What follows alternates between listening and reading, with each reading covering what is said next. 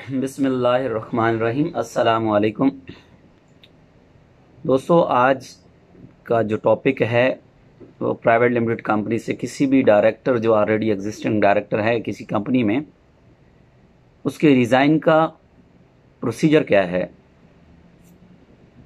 जब आप किसी भी प्राइवेट लिमिटेड कंपनी में डायरेक्टर होते हैं, चाहे आपका एक शेयर है या एक से ज़्यादा है, तो वहाँ से छोड़ने का आपका एक प्रोसीजर है।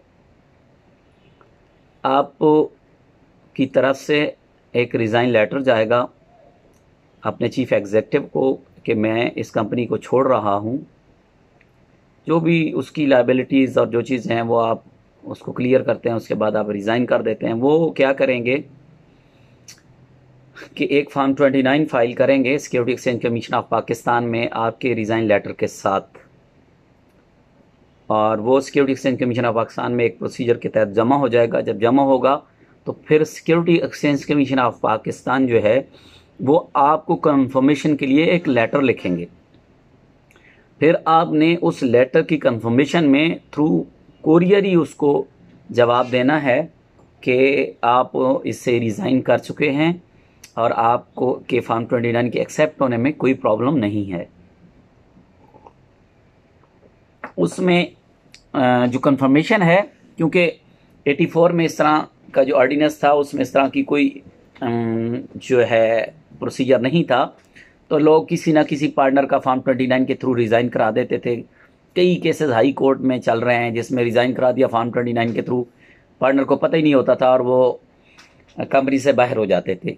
तो इसी चीज़ की रोकथाम के लिए थोड़ी सी प्रैक्टिस जो है कंपनीज एक्ट 2017 में चेंज हुई है, जिसमें आप जो है कंफर्म करेंगे। अगर नहीं करेंगे, वहाँ नोटिस में एक लिमिट होती है कितने दिन तक अगर आपने कंफर्म नहीं किया तो आपका रिज़ाइन एक्सेप्ट हो जाएगा और फिर आपके पास कोई चारा नहीं होता कि आपको, और हाँ हाई कोर्ट चले जाएं अगर को आप मुल्क से बाहर थे और अवेलेबल नहीं थे, कोई आपके पास इस तरह की गुंजाइश बनती है जिससे आप समझते हैं कि हाई कोर्ट उसको एडमिट कर ले तो हो सकता है, वरना एसईसीबी के पास कोई उसके बाद चारा नहीं है। जब आपकी जो टाइम आपको दिया गया नोटिस में, अगर आपने रिज़ाइन नहीं करना तो आप सिंपली एक लेटर लिखें एसईसीबी को कि मैंने इस कंपनी से कोई रिज़ाइन नहीं किया, फौरी तौर पे इस फॉर्म 29 को रिजेक्ट किया जाए।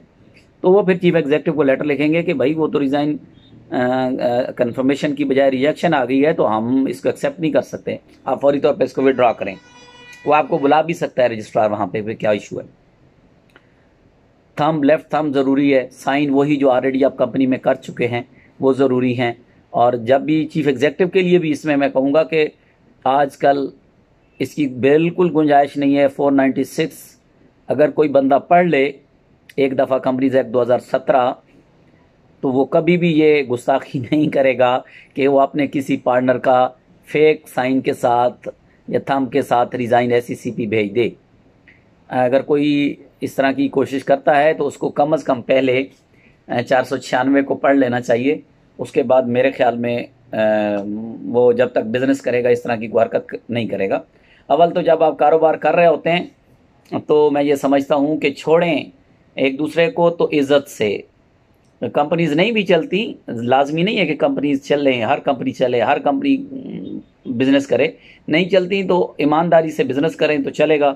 ईमानदारी के साथ एक दूसरे को छोड़ें ताकि कल एक दूसरे का हम आप सामना कर सकें। इसमें जो शेयर होल्डिंग है, एक और चीज़ कि जब आप कंपनी छोड़ रहे होते हैं तो लोग कहते हैं कि जी मैंने तो जो पहले लोग इसमें मौजूद हैं उन्होंने मेरे साथ ये किया वो किया, मैं बाहर ही किसी शेयर ऐसे बंदे को बेचूंगा कि जो इनको सीधा कर देगा। ऐसा मुमकिन नहीं है। आप सबसे पहली ऑफ़र एग्जिस्टिंग को ही करेंगे जो वहाँ ऑलरेडी कंपनी चला रहे हैं। प्राइवेट लिमिटेड कंपनी के शेयर आप बाहर नहीं भेज सकते किसी थर्ड पर्सन को। ये अगर आपको लिख के दे दें कि जी हमें ये शेयर्स नहीं चाहिए, देन आप कंपनी के शेयर्स किसी थर्ड पर्सन को भेज सकते हैं। अदरवाइज़ ये मुमकिन नहीं है कि आप प्राइवेट लिमिटेड कंपनी में वो शेयर्स एग्जिस्टिंग की बजाय किसी बाहर के बंदे को बेचें। वो एक प्रोसीजर है पूरा कि आप उनको ऑफ़र करेंगे, ऑफ़र वो डिक्लाइन देंगे, तब आप जो है किसी थर्ड पार्टी को कर सकते हैं कि वो लेना नहीं चाहते तो मैं आपको कंपनी के शेयर्स बेचने को तैयार हूँ। इसमें जो छोटी छोटी चीज़ें थी मैंने आपको बता दी। कोशिश करें कि प्राइवेट कंपनी में बिज़नेस करें तो ईमानदारी से एक दूसरे के साथ चलें, एतमाद से ही बिज़नेस चलते हैं। अगर आप एक दूसरे को धोखा देने की कोशिश करेंगे तो कंपनीज एक्ट 2017 ने मेरे ख्याल में हर लूप होल जो था उसको बंद कर दिया है, और कम से कम आप उसको पढ़े बगैर कोई इस तरह का काम ना करें। 100% आपकी कोशिश रहनी चाहिए कि ईमानदारी से एक दूसरे को, डायरेक्टर कंपनी में किसी को लाना है तो भी ईमानदारी से लाएं, किसी ने छोड़ना है तो भी एक प्रोसेस के तहत छोड़ें।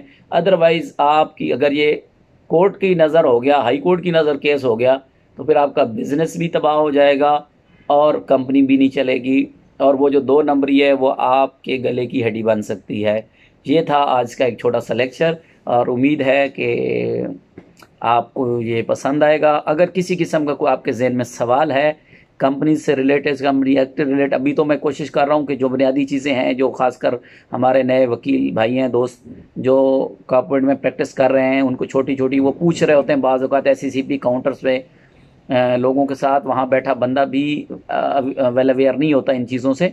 तो मेरी कोशिश है कि ये उनके लिए भी कि वो इस चीज़ों को समझें, प्रैक्टिकली कोशिश करें, जब भी फाइल इंस्पेक्ट करते हैं उसको पढ़ें, कंपनीज एक्ट को पढ़ें। ऐसा ऐसा बंदा जो है वो अपनी मंजिल तय करता है। तो इंशाल्लाह मैं कोशिश करूंगा कि इसके बाद और जो कंपनी से रिलेटेड मैटर्स हैं इनके ऊपर छोटे छोटे इस तरह के लेक्चर अपलोड किए जाएं। जज़ाकल्लाह, अस्सलामु अलैकुम।